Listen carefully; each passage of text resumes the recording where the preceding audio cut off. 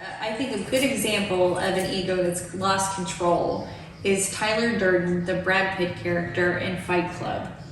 And I love that. I was trying to find out Edward Norton's character's name because I never knew what it was, and it's the narrator. So I don't know if there's going to be a spoiler alert for you, but in Fight Club, Edward Norton is the person, right? And Brad Pitt is like his ego that has just completely lost control.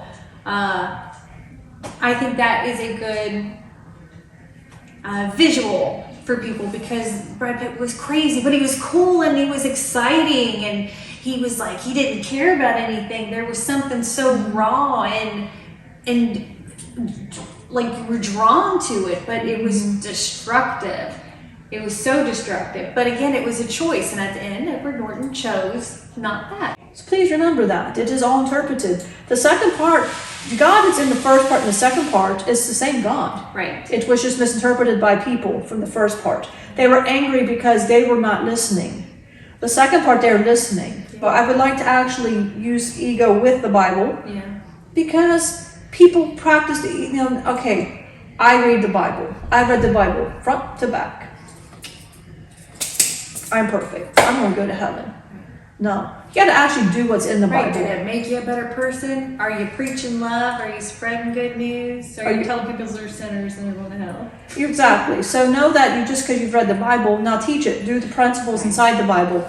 Does the Bible, when you hold the book, does not feel right to you? Okay, you're not going to go to hell. You may have at some point held some ancient knowledge that you know is not in that book, that was taken out of that book. But understand, all of these things happen in divine timing. Humans weren't ready for what these things are being found out now, which was like the Dead Sea Scrolls and everything. They weren't ready for it at that moment. But understand, Jesus was preaching Enoch. So that's in the Aquarian Gospel of the Christ. He was preaching Enoch because he already knew. But he was so evolved, why would he not know? So let's get off our ego and our high horses when it comes to that. And or preaching as a preacher and you're saying, well, if you haven't read the Bible from front to back, then you're going to hell, because that's not true. I know a lot of very good people that have not read the Bible all the way through, and they're very good people. So let's stop that. That's our ego. Yeah. And that. And then finding parts in the Bible to prove a point. There was somebody by the name of O that liked to go to me and teach me the Bible. I'm the archangel. They're not the archangel, but they're teaching me God was an angry being, and they knew all about it because their ego got huge.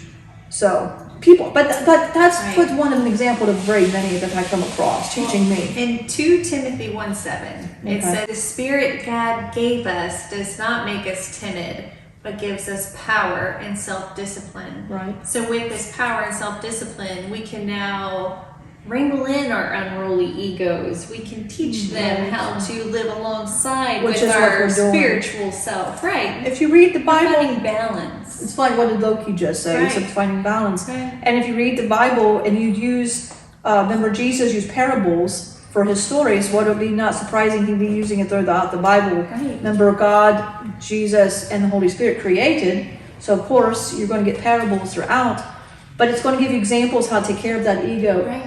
Jesus would go up and meditate. They're teaching you.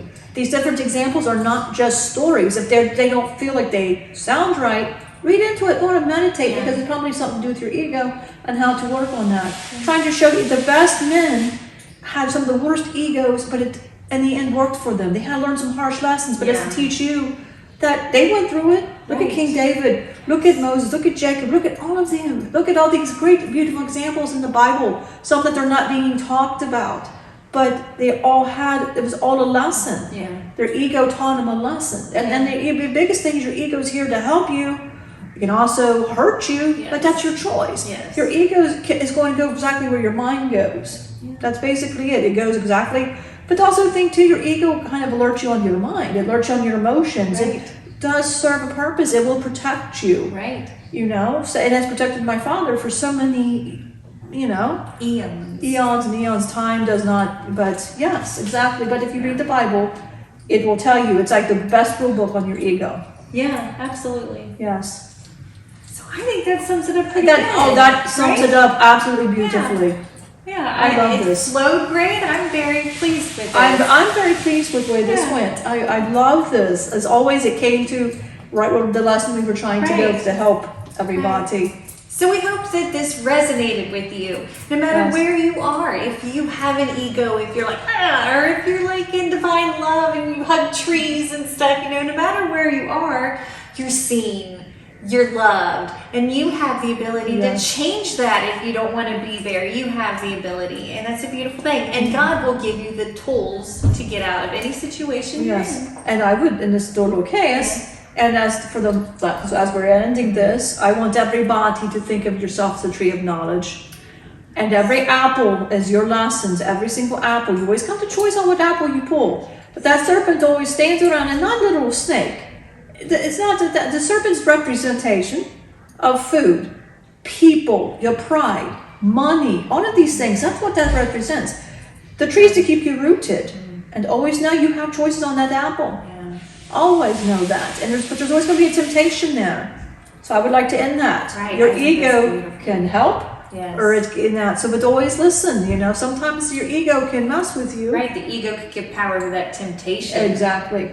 But we have discernment and we got choices. But the ego in the end is going to be a wonderful helper. Just make it that way. Right. In the end, that's why you have an ego, to help you. Yes.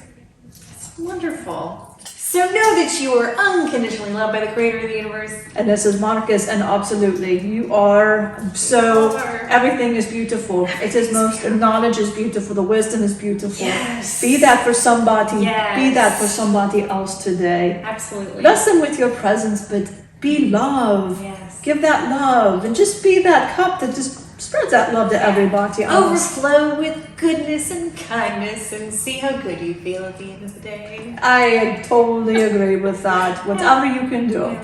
So we love you, and we hope that you have a beautiful day.